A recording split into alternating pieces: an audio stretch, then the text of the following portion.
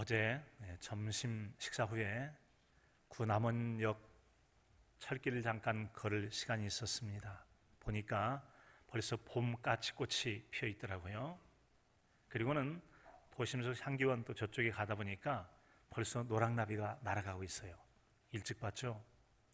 어릴 때 나비를 일찍 보면 그 해는 아마도 좋은 옷 얻어 입으려나 보다 뭐 그런 얘기가 있었는데 그럴 일이 있을지 모르겠습니다. 한 반바퀴를 돌아서 반대편에 가는데 어떤 여성분이 수건을 쓰고서 밭을 매는가 봤더니 나무를 캐고 있더라고요. 나무를 캐고 있어요.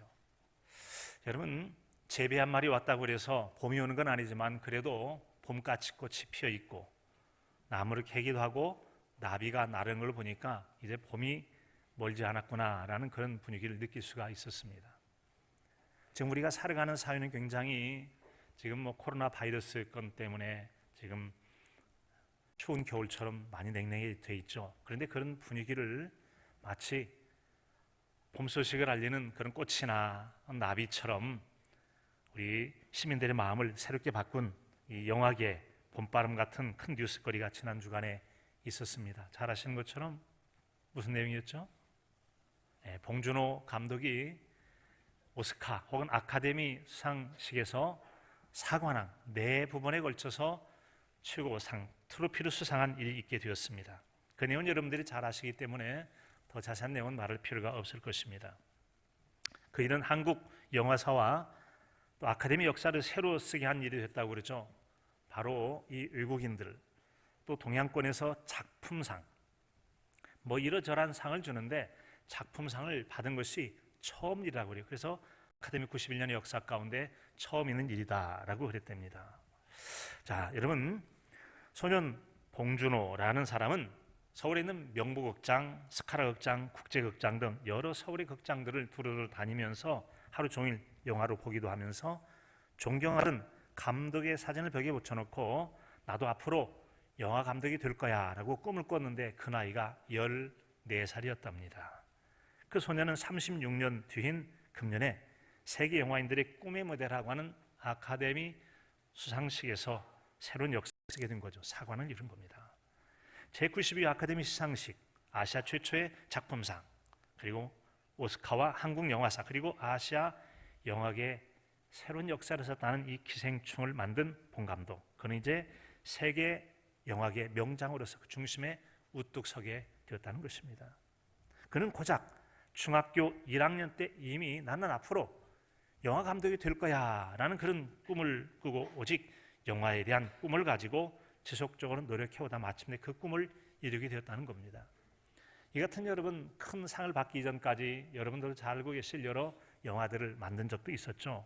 살인의 추억, 또 괴물, 설국열차, 옥자 등등등 여러 꽤 제법 많은 국내 팬들로부터 영화 팬들로부터 인기를 얻었던 그런 분이기도 합니다.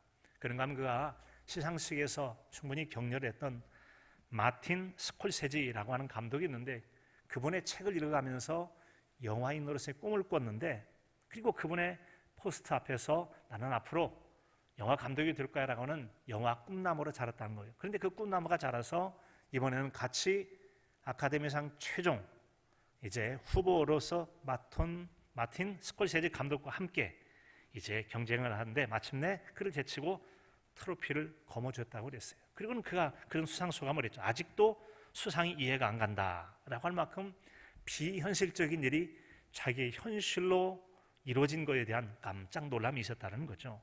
그만큼 기쁘고 놀랐다라는 그런 말 아니겠습니까? 자, 우리 모두가 그와 똑같은 인생을 살아갈 수는 없을 것입니다. 하지만 그럼에도 불구하고 봉 감독의 인생을 생각해 보면서 사람이 꿈을 간직하고 살아간다고 하는 것이 얼마나 중요한지에 대해서는 누구나 다 함께 공감하는 그런 생각을 가졌을 것입니다. 오늘의 말씀은 바로 10대 중반의 젊은 나이에 하나님께서 꾸게 하신 그런 꿈을 꾸은 사람의 이야기입니다. 그는 그 꿈을 꾸었고 그 꿈에 대한 이야기를 통해서 그의 손위 형들에게 몹시도 미움을 받게 됩니다. 그리고는 끝내 상인에게 팔려서 많은 어려움과 고생을 겪었다는 그런 삶의 주인공 요셉에 대한 이야기입니다.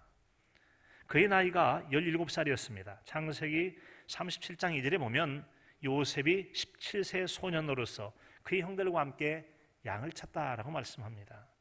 고작 그의 나이 17살 때 두 번의 꿈을 꾸었고, 이 꿈의 문제가 형제들과의 깊은 갈등의 골이 생긴 일이 있었음을 들려주고 있습니다. 그리고는 끝내 노예로 팔려가게 되죠. 어떤 일이 있습니까? 오늘 말씀 앞절에 있는 5절에 보면 요셉이 꿈을 꾸고 자기 형들에게 말하매 그들이 그를 더욱 미워하더라. 무언가 말을 했는데 더욱 미워했다. 이전에도 미워했는데 미운 놈이 더 미운 짓 하네 하듯이 더 미워하게 됐다라는 거죠. 도대체 그는 어떤 일로 이전에 미움을 받았던 그런 관계였을까? 3절 4절에 보니까 요셉은 야곱의 노년에 얻은 아들이었습니다. 12아들과 한 딸이 있는데 그 중에 11번째 아들이에요. 노년에 얻은 아들이죠. 몹시 사랑했어요. 그래서 다른 형제보다 더 사랑하여서 그 아들에게 채색 옷을 입혔다는 겁니다. 이것 때문에 바로 다른 형제들에게 미움의 대상이 됐다는 겁니다. 그러면 채색 옷이 뭐길래? 채색 옷. 일반적으로 유대인 같은 경우는 소매가 없는 통으로 되어 있는 것을 무릎 정도 닿는 옷을 입습니다. 그런데 채색 옷은 양팔의 소매에 닿도록 이렇게 옷이 돼 있고, 그 다음에 그 발은 무릎 아래 더 내려가 발등에 닿도록 긴 옷이에요. 물론 채색 옷이니까 무늬를 넣은 옷이 되겠죠. 그럼 그 옷은 어떤 사람이 입느냐? 아무나 입는 옷은 아니었다고 그래요. 그 채색 옷은 귀한 옷, 화려한 옷이라는 그런 뜻을 가지고 있는데, 이런 옷은 왕족이나 족장이나 혹은 족장의 후계자들이 입는 옷이었다는 겁니다. 자, 그렇다면 형제들이 바라볼 때 고작 11번째 되는 어린 녀석이 딱 그 옷을 입고 말까지 이렇게 하니까 다른 손위 형들이 아버지 후계자 형태의 옷을 입었을 때 얼마나 시기심이 생겼겠어요. 저는 왜 내 동생인데 좋은 옷을 입고 후계자 옷을 입었느냐? 이것 때문에 바로 형제들의 시기심을 사게 됐다는 겁니다. 자, 그러면 그는 첫 번째 꿈을 꾼 다음에 더 미움을 받게 됐다고 그랬는데 무슨 꿈을 꿨고 무슨 말을 했기에 그는 그렇게 미움을 받게 됐는가? 7절 8절 이하에 보면 우리가 밭에서 곡식단을 묶더니 내 단은 일어서고 당신들의 단은 내 단을 둘러서서 절하더이다. 그 형들이 그에게 이르되 내가 참으로 우리의 왕이 되겠느냐? 참으로 우리를 다스리게 되겠느냐? 하고 그의 꿈과 그의 말로 말미암아 더욱 그를 미워하더니. 자, 요셉이가 꿈을 꿨는데 자기 곡식단은 딱 서 있어요. 그런데 형들의 곡식단이 빙 둘러서서 모두가 다 곡식단이 요셉을 곡식단을 향해 절을 하더라는 거예요. 뭐라고? 그러니까 형제들 모두의 곡식단이 네 곡식단에 절했단 말이지. 네가 왕 될 거야? 우리가 네 앞에 엎드려? 라고 하면서 더 기분이 나빴다는 거예요. 그 말 때문에. 자, 그러면 두 번째 꿈은 또 뭐였고 그 내용이 뭐였기에 그는 또한 더 미움을 받게 됐는가? 9절 10절은 이렇게 말씀합니다. 요셉이 다시 꿈을 꾸고 그의 형들에게 말하여 이르되 내가 또 꿈을 꾼 중 해와 달과 11별이 내게 절하더이다 하니라. 그가 그의 꿈을 아버지와 형들에게 말하매 아버지가 그를 꾸짖고 그에게 이르되 내가 꾼 꿈이 무엇이냐? 나와 내 어머니와 내 형들이 참으로 가서 땅에 엎드려 내게 절하겠느냐? 첫 번째도 절했다, 두 번째도 절했다. 근데 이번에는 한술 더 떠서 이번에는 해와 달, 이것은 아버지 어머니를 상징합니다. 아버지 어머니와 또 11별들이라는 것은 나머지 11 형제가 또 이번에 그 앞에 절을 했다라는 이 말을 들었어요. 형제들이 불쾌하게 여기고 기분 나쁘면 말할 것도 없고 아버지도 듣자 하니 요놈이 듣자 하니까 못하는 말이 없네, 그런 감정이 들었겠죠. 그래서 단호하게 꾸짖습니다. 꾸짖어요. 내가 꾼 꿈이 뭐냐? 나와 내 어머니와 내 형제들이 참으로 가서 내게 절하겠느냐? 라고 이렇게 해서 다른 형제들 앞에 꾸짖습니다. 그런데 실제로는 그런 꾸짖음 가운데도 아버지에게는 또 다른 생각이 있기도 했어요. 비록 아들이 얘기를 했지만, 자식이 얘기를 했지만 그 말이 범상치 않은 이야기예요. 그래서 이어지는 11절에 보면 그의 형들은 시기하되 그의 아버지는 그의 말을 간직해 두었다. 마음에 간직해 두었다. 오호, 이놈이 앞으로 뭐가 되려고 이렇게 이런 말을 하나 하고 매우 신앙적인 의미를 담아서 마음에 두었다는 거죠. 이처럼 마음에 두었다라는 얘기가 신약 성경에도 나와. 예수님의 어머니 마리아도 똑같은 마음에 두었던 이야기가 기록되어 있어요. 예수님의 나이 12살 됐을 때 고향 살아가는 이제 동네에서 나사렛에서 예루살렘에 올라와서 유월절 절기를 지킵니다. 지키고 돌아간 하루가 지난 여정 가운데 이제 친척들 가운데 어디가 있는가 봤더니 없는 거예요. 그래서 다시 불이 나게 예루살렘에 돌아갔어요. 처음 날부터 3일째가 됐는데 성전에 보니까 선생들과 함께 서로 듣기도 하고 의견을 나누는데 얼마나 기특하고 아주 말을 잘하는지 마음이 든든했어요. 하지만 부모의 마음이 다 비슷한 거잖아요. 또 어찌 이런 일을 행했느냐라고 우리 주님께서 말합니다. 그때 예수님 답변이 있어요. 어찌하여 나를 찾으셨나이까? 내가 내 아버지 집에 있어야 될 줄을 알지 못하셨나이까? 바로 이 말, 내가 내 아버지 집에 있어야 될 걸 알지 못했습니까? 라고 하는 이 말을 마리아가 마음에 두었다라고 성경에 기록이 되어 있습니다. 그런 것처럼 야곱은 어린 아들 요셉의 말에 황당하긴 했지만 마음에 그 말을 간직했습니다. 그런 간직했던 그 사랑하는 아들에게 아버지가 이제 심부름 보내잖아요. 형들이 내 가서 둘러봐라. 아버지의 심부름 갔다 떠났는데 바로 아버지의 심부름을 떠나 갔던 그 길에서 하마터면 죽을 뻔했잖아요. 잡혀 죽을 뻔했어요. 여러분 인생을 살다 보면 아버지의 심부름과 같이 또 하나님 말씀에 순종하는 것 같이 선한 목적과 선한 뜻으로 행하려 할지라도 때로는 위험을 당하고 어려움을 겪을 수도 있습니다. 그리고 또한 그를 죽이려 했던 사람이 누구예요? 남모르는 사람. 그가 아니라 바로 그의 형제였던, 그래서 그가 위기와 어려움 속에 그를 보살펴주고 보호하고 인도해줘야 될 형에 의해서 오히려 죽임을 당할 뻔했던 위기를 당했다라는 것이죠. 바로 요셉이 당한 어림이었어요. 그것은 바로 미움과 시기심 때문에 당한 일이었다는 겁니다. 우리가 믿음의 형제라 할지라도 믿음의 형제들이 더 돕고 사랑하기보다는 때로는 남모르는 사람보다 형제를 더 헤아려 할 수 있음을 우리는 삼가 조심해야 될 줄로 믿습니다. 조심해야 될 줄로 믿습니다. 하나님 기뻐하지 않을 겁니다. 자, 요셉이 그들에게 가까이 오기 전에 18절에 보면은 그들이 요셉을 멀리서 보고 죽이기를 꾀하여 서로 이르되 꿈꾸는 자가 오는도다. 자, 그를 죽여 한 구덩이에 던지고 우리가 말하기를 악한 짐승이 그를 잡아먹었다 하자. 그의 꿈이 어떻게 되는지를 우리가 볼 것이니라 한지라. 야, 저 꿈꾸는 놈이네. 꿈꾸는 놈아, 저거 옷 벗기고 죽여버리고 구덩이에다 집어 던져버리자. 그랬어요. 그리고는 그를 죽인 다음에 제가 우리가 절을 한다고? 그래, 그를 죽인 다음에 과연 그 꿈이 이루어진지 안 이루어진지 한번 보자라고 한 겁니다. 이렇게 동생을 미워했던 형들은 저기 꿈꾸는 자가 온다라고 비아냥거리면서 그를 죽여서 던져버릴 작정을 합니다. 마침내 오게 됐는데 그때 맏형 13형제, 12 남자 형제 중에 첫 번째였던 르우벤이 야, 그래도 어떻게 동생을 죽일 수 있느냐, 죽이지는 말자라고 그래요. 그의 피를 흘리지 말자라고 했어요. 그런데 이 르우벤은 생각이 있었습니다.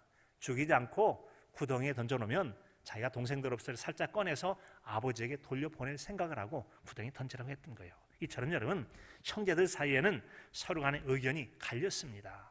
하지만 장남인 르우벤의 이 형의 이야기에 의견을 반영을 해서 이제 그를 구덩이에 넣게 되죠. 물이 없는 구덩이 속에 넣었다는 겁니다. 그런데 르우벤의 뜻대로 되지는 않았습니다.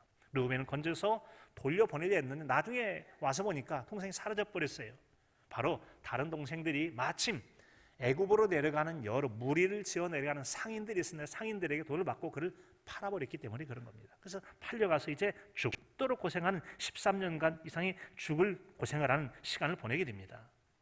하지만 요셉은 결국 봉주노 감족이 못지않은 큰 성공을 이루고 어린 시절의 꿈을 성취하게 됩니다.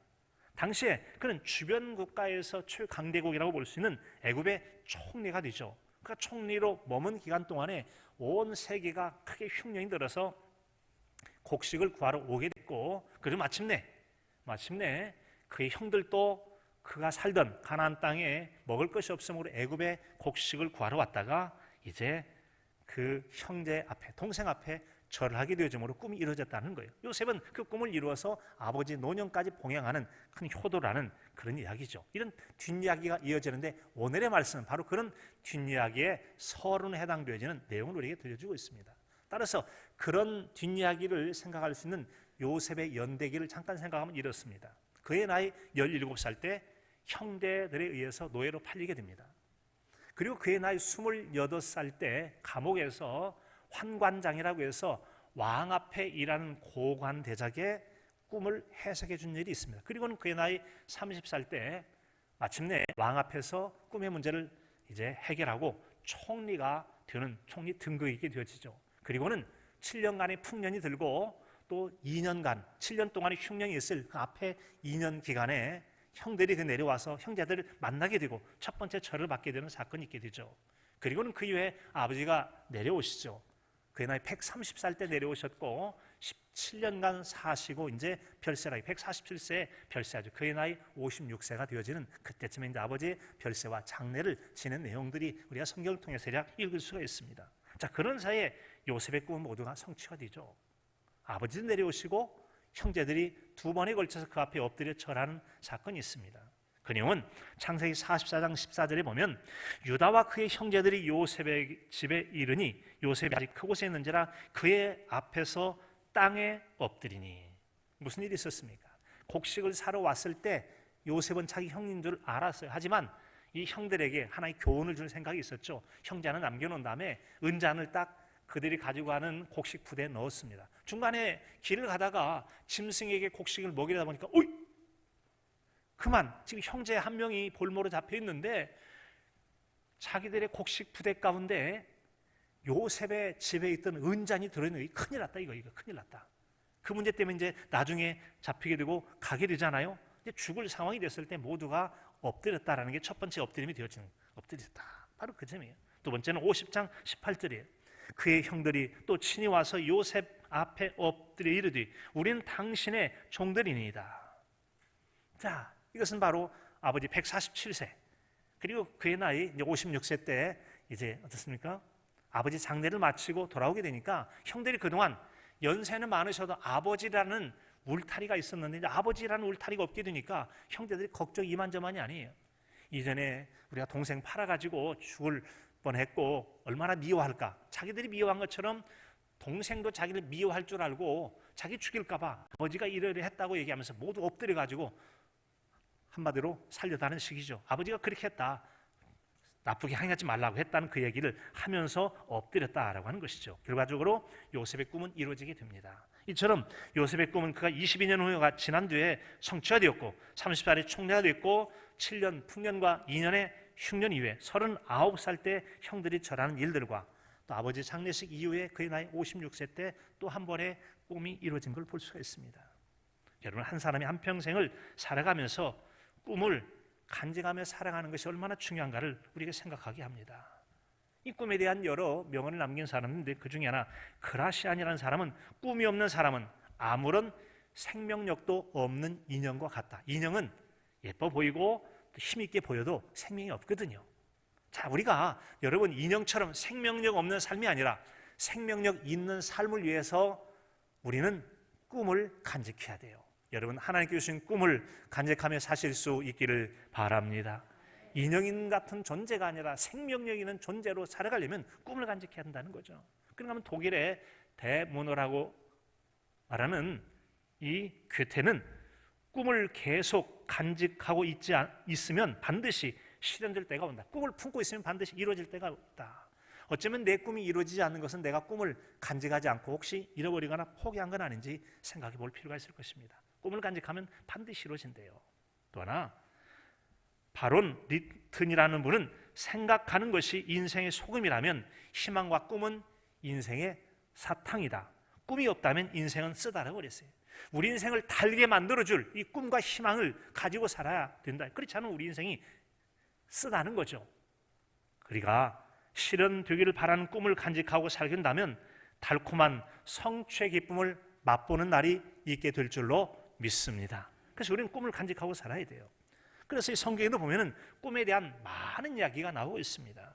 바로 오늘 말씀에서도 요셉은 꿈을 꿨다라고 말하고 있고요. 또한 꿈을 해석하는 사람이었습니다. 그런가 하면 예수님의 아버지 아리마대 요셉도 여러 차례 꿈을 꾼 이야기가 나옵니다. 마태복음 1장 20절에 보면 이 일을 생각할 때 주의 사자가 현몽하여 이르되 다윗의 자손 요셉아 내 안에 마리아 데려오기를 무서워하지 말라. 그가 그에게 잉태된 자는 성령으로 된 것이라. 요셉이 잠에서 깨어 일어나. 자신과 동침하지도 않았는데 임신한 일이 있어서 그만 적당히 헤어지려고 그랬더니 아니야, 이건 성령으로 잉태된 거니까 걱정 말고 데려와라고 꿈에서 말씀하셨다는 거죠. 두 번째는 마태복음 2장 13절입니다. 그들이 떠난 후에 주의 사자가 요셉에게 현몽하여 이르되 헤롯이 아기를 찾아 죽이려 하니 일어나 아기와 그의 어머니를 데리고 애굽으로 피하여 내가 내게 이르기까지 거기 있으라 하시니. 자, 어떤 일입니까? 유대인이 왕으로 나신 이에게 절하기 위하여, 경배하기 위하여 동방이 박사들이 와서 예수님, 이 땅에 왕으로 나신 자가 있다라고 했는데, 왕이 나중에 갈 때 나도 가서 그에게 경배하라 했지만은 동방 박사들이 그냥 지시하심을 받아 만나지 않고 그냥 가버렸어요. 그들의 속은 줄 알고 왕이 그 지역에 있는 모든 2살 아래 아이들 다 죽이라고 했던 거죠. 바로 그런 살육의 계획을 하나님께서 주의 사자를 보내셔서 꿈속에서 빨리 피해서 저 애굽 땅으로 내렸다가 내가 다시 지시할 그때가 되면 올라오라고 말씀하신 겁니다. 하나님께서 이처럼 잠잘 때 꿈을 통하여 말씀하셨습니다. 그런가 하면 여러분, 잠잘 때 꾸는 꿈뿐만 아니라 또 다른 꿈도 있기도 하죠. 바로 다니엘은 또한 꿈꾸는 사람이었고 또한 꿈을 해몽하는 사람이었습니다. 다니엘의 꿈은 이렇습니다. 다니엘서 1장 8절에 보면 다니엘은 뜻을 정하여 왕의 음식과 그가 마시는 포도주로 자기를 더럽히지 아니하리라 하고 자기를 더럽히지 아니하도록 환관장에게 구하니 하나님이 다니엘로 하여금 환관장에게 은혜와 긍휼을 얻게 하신지라. 다니엘의 꿈은 뭡니까? 잠잘 때 꿈이 아니라 나에게는 이런 꿈이 있어요. 내 계획이 있어요. 목표가 있어요. 나는 하나님을 섬기는 거룩한 주의 백성입니다. 그러므로 나는 비록 왕의 산의 진미, 왕의 고기와 포도주라고 하는 여러분 그런 영광스러운 그런 음식이라 할지라도 나는 하나님의 거룩한 백성으로서 그런 고기와 술을 먹지 않겠다라고 해서 자기를 지키려 한 겁니다. 그리고 그 꿈을 이루기 위해서 환관자에게 요청을 했는데 하나님께서 은혜를 입게 하셔서 환관자에게 허락을 받게 하셨다는 겁니다. 그리고 16절에 보면 그리하여 감독하는 자가 그들에게 지정된 음식과 마실 포도주를 제하고 주지 않고 채식을 주니라. 우리 채식은 먹을 거예요. 그리고 나중에 얼굴빛이 더 밝은가 보세요. 밝아졌어요. 그렇게 주었다라는 겁니다. 어린 다니엘이 이방 나라에서 왕이 주는 영광스러운 음식조차 거부하고 영적으로 자기 몸을 더럽히지 아니하려는 결단, 이것이 그의 꿈이었고 그는 믿음으로 그 꿈을 이루어가게 됩니다. 하나님께서는 그 꿈을 귀하게 여기셨고 그를 또에게 복을 주시죠. 그래서 17절 이하에 보면은 하나님이 이 내 소년에게 학문을 주시고 모든 서적을 깨닫게 하시고 지혜를 주셨으니 다니엘은 또 모든 환상과 꿈을 깨달아 알더라. 다른 사람과 비교가 되지 않을 만큼 학문이나 지식이나 깨달음이나 지혜나 꿈을 깨닫는 것도 알게 하셨고 왕이 또 그들에게 모든 일을 묻는 중에 그 지혜와 총명이 온 나라의 박수와 수르객보다 10배나 더했다. 10배 압도적으로 뛰어난 그런 총명함을 보였더라는 거죠. 어디서 온 것입니까? 하나님을 섬기는 신앙인으로서 다니엘은 자기 몸을 더럽히지 않고 거룩하고 정결하게 지키려 할 때 하나님께서 그 믿음을 인정하시고 그에게 복을 내려 주신 줄로 믿습니다. 그러면 그 왕 때 아주 존귀한 자로 인정을 받게 되어 있고요. 그 다음 왕인 다리오 왕 때 총리로 임명되어지는 아주 고관이 되어지게 됩니다. 이처럼 성경은 하나님께 우리에게 주신 꿈과 사람들이 또 하나님을 기쁘시게 하는 꿈에 대해서 말씀해 주고 있습니다. 다니엘 같은 그런 꿈을 우리도 꿀 수가 있게 되는데요. 빌립보서 2장 13절에 보면 너희 안에서 행하시는 이는 하나님이시니 자기의 기쁘신 뜻을 위하여 너희로 소원을 두고 행하게 하시느니라. 아멘. 우리 안에 하나님이 계시는데 하나님께서 우리에게 꿈을 주신대요. 그 꿈을 이루게 하려고 막 소원하면 나는 이거 해보고 싶어 뭔가 해보고 싶은 소원함이 일어나는데 그 소원함은 누가 주신 거냐? 하나님이 주신 거래. 그래서 자기가 소원을 품고 행하여서 하나님의 뜻을 이루어가도록 하신다는 겁니다. 하나님 뜻을 위하여 소원을 두고 행하게 하셨다. 사랑하는 성도 여러분, 우리 모두도 하나님께로부터 받은 그분의 뜻을 이루는 소원을 품고 그것을 꿈으로 이루어 갈 때 하나님의 기쁨과 영광이 우리의 행복이 되어지는 복된 신앙인, 꿈을 꾸는 신앙이었으면 참으로 좋겠습니다. 그 은혜를 사모하실 수 있기를 바랍니다. 그 길이 얼마나 복된 일이에요. 자, 그런가 하면 하나님의 영을 받지 않은 거짓 꿈을 꾸는 자들이 있다고 성경은 말씀해 줍니다. 성경은 단정적으로 쓴 사람은 죽이라고 말을 해요. 죽여라. 신명기 13장 1절 이하입니다. 너희 중에 선지자나 꿈꾸는 자가 일어나서 이적과 기사를 내게 보이고 그가 내게 말한 그 이적과 기사가 이루어지고 너희가 알지 못하던 다른 신들을 우리가 따라 섬기자 할지라도. 어떤 선지자나 꿈꾸는 자가 있는데 정말 능력이 많아서 그 말한 대로 이루어지는 거예요. 기적이 일어나고 역사가 막 일어나요. 그러니까 야, 대단하지? 맞죠, 정말 대단해. 그런데 그들이 얘기합니다. 야, 우리 그 신 섬기다. 하나님을 떠나서 그런 신을 섬기자라고 해서 하나님 중심의 신앙이 아니라 사람을 주목하게 하는, 우상을 집중시키는 그런 능력자들이 있더라는 거죠. 그거 따라가지 말라는 거예요. 섬기지 말라. 너는 그 선지자나 꿈꾸는 자의 말을 청종하지 말라. 이는 너희의 하나님 여호와께서 너희가 마음을 다하고 뜻을 다하여 너희 하나님 여호와를 사랑하는 여부를 알려하여 너희를 시험하심이라. 하나님께서는 우리의 믿음을 시험해보기 위해서 내 정신을 쏙 빠져가고 내 마음을 빼앗아갈 만큼 능력 있는 사람, 멋있는 사람, 우리가 우리 마음을 빼앗길 만한 여러 가지 그런 사람들 주변에 둘 수도 있다는 거죠. 그래서 그들을 하나님보다 더 사랑한다면 불합격이 되는 거예요. 그래서 하나님께서 여호와 하나님이 하나님 여호와를 사랑하는 여부를 알려하여 너희를 시험함이라. 사랑하는 성도 여러분, 혹시 여러분의 마음을 빼앗는 것이 하나님보다 더 사랑하는 것이라면 내가 지금 시험이 들었구나 생각하고 하나님의 시험에 불합격되는 일 없도록 여러분의 마음을 빼앗겨서 찾고 하나님보다는 그 사람 용해, 그 사람 대단해, 능력자에 하고 자꾸 사람을 주목하신 일 있으면 내가 지금 시험 받았다, 이런 내가 하나님 앞에 미움받지 생각하고 정신 바짝 차리시기 바랍니다. 정신 차리라고 말씀이에요. 그런 선지자나 꿈꾸는 자는 죽이라. 이는 그가 너희에게 너희를 애굽 땅에서 인도하여 내시며 종되었던 집에서 속량하신 너희 하나님 여호와를 배반하게 하려 하며 너희의 하나님 여호와께서 내게 행하라 명령하신 돌을 너를 꿰어내려 말하였음이라. 너는 이같이 하여 너희 중에서 악을 제할지니라. 그런 사람을 따라가지도 말고 그런 자를 죽여서 너희 신앙 공동체의 거룩성을 해치는 자를 제거하라고 말씀하신 거예요. 하나님 대신에 그 무엇도 주목시키는 건 우리에게 매우 위험한 것이고 그러지 말라는 것이 하나님의 말씀입니다. 그럼에도 불구하고 성경에 기록된 대부분의 이처럼 거짓은 난 엄단하라는 말씀이 있지만 그러나 대부분의 많은 성경 말씀들 가운데는 이 꿈이라고 하는 것이 바로 하나님께서 사람이 눈으로 보거나 귀로 들을 만한 그런 음성이나 또 환상 같은 경우를 대신해서 하나님 말씀과 뜻을 우리에게 가르쳐주고 전해주시는 계시의 한 방법, 수단, 도구로서 꿈을 많이 사용하신다는 겁니다. 성경에 보면 묵시가 없으면 백성이 방자에 행한다라고 말씀했어요.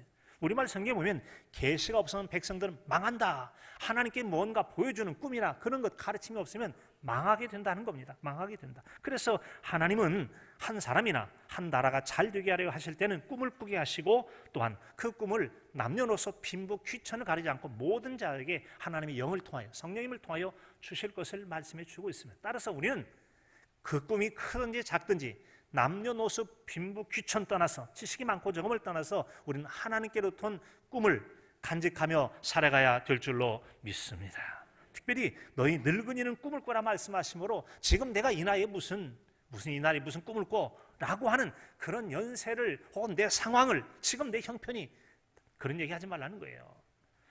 요엘서 2장 28절 29절에 보면 그 후에 내가 내 영을 만민에게 부어주리니 너희 자녀들이 장래일을 말할 것이며 너희 늙은이는 꿈을 꾸며 너희 젊은이는 이상을 볼 것이며 그때 내가 또 내 영을 남종과 여종에게 부어줄 것이며. 아멘. 여러분, 하나님의 성령님으로 말미암아 그 누구도 예의 없이 모두가 꿈을 꾸는 꿈쟁이로 사시는 저와 여러분 되시기를 간절함으로 소원합니다.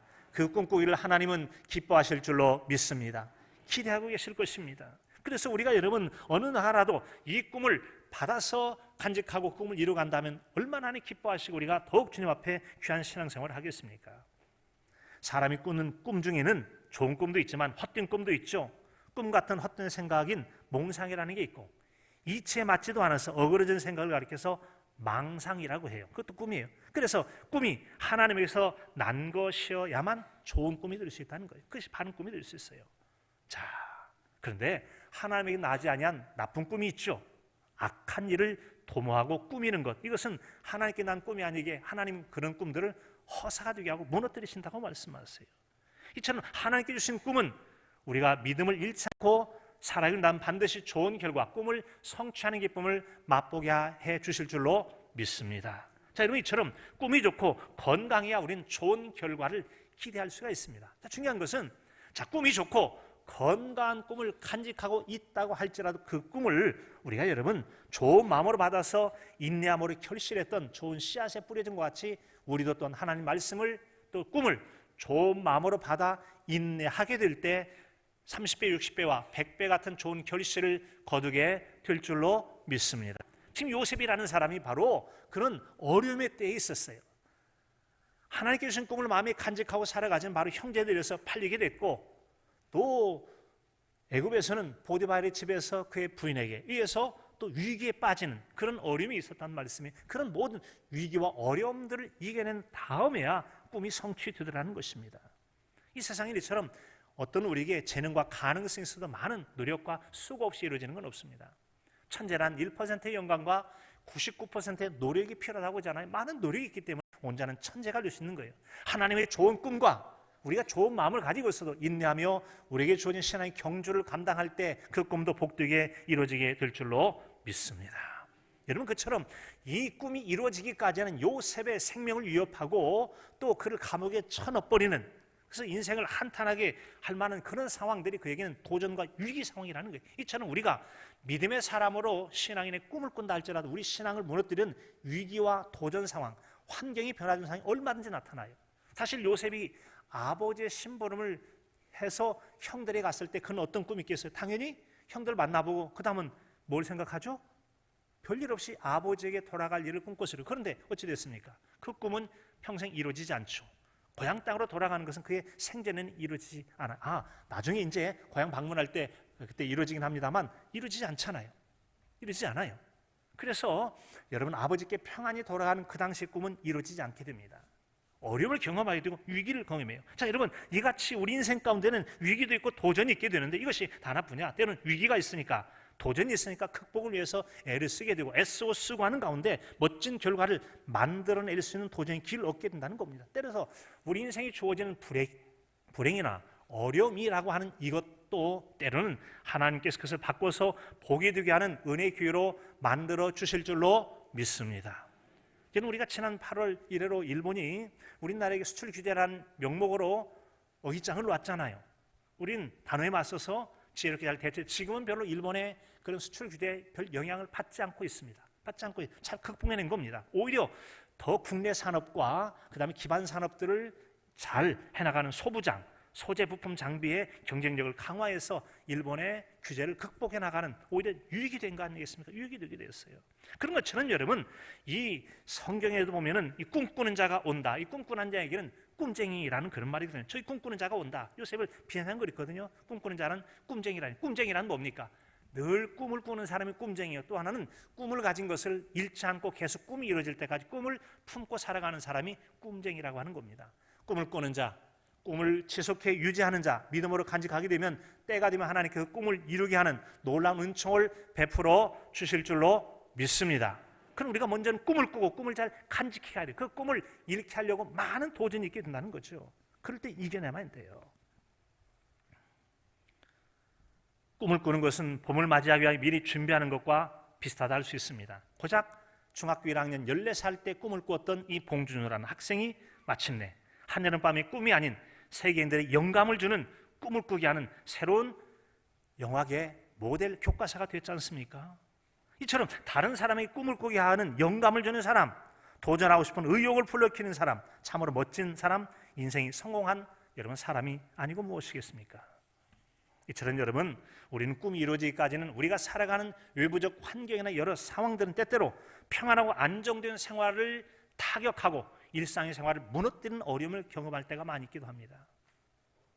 최근 들어서 여러분, 코로나 바이러스 건 때문에 경제적으로 많이 어렵고 어떤 사람은 직업을 잃기도 하고 직업을 잃을 위기에 있는 사람도 있기도 하죠.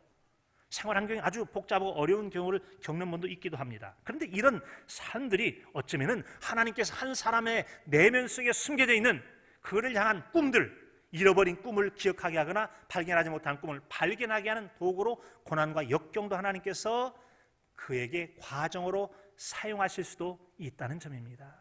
사랑하는 성도 여러분, 혹시 여러분 어떤 어려움과 힘듦 중에 계십니까? 지금 이 일이 하나님께서 미래를 위하여 계획하고 계신 꿈을 이루고자 하기 위하여 꿈을 발견해내고 여러분의 꿈을 명확하게 드러나게 하고 꿈을 붙잡고 씨름하여 승리할 수 있도록 기회를 주시면 하는지 누가 알겠습니까? 어려움이 있다면 한번 여러분의 꿈을 다시 한번 살펴보시기 바랍니다. 우리 꿈을 이룰 최대 후원자는 하나님이십니다. 내게 능력 주신 자 안에서 내가 모든 걸 할 수 있다고 그랬어요. 힘으로 능으로 되지 않고 오직 하나님의 영으로 된다고 말씀해 주셨습니다. 우리는 계절의 봄도 다가오지만 우리 영혼의 봄날을 위해서 믿음 안에 꿈을 꾸고 신앙 안에서 그 꿈의 성취를 통하여 주께 영광 돌리고 여러분의 삶도 복되어지는 은혜로운 삶을 사시는 저와 여러분의 영혼의 새 봄날이 될 수 있기를 간절함으로 축복합니다. 하나님 아버지,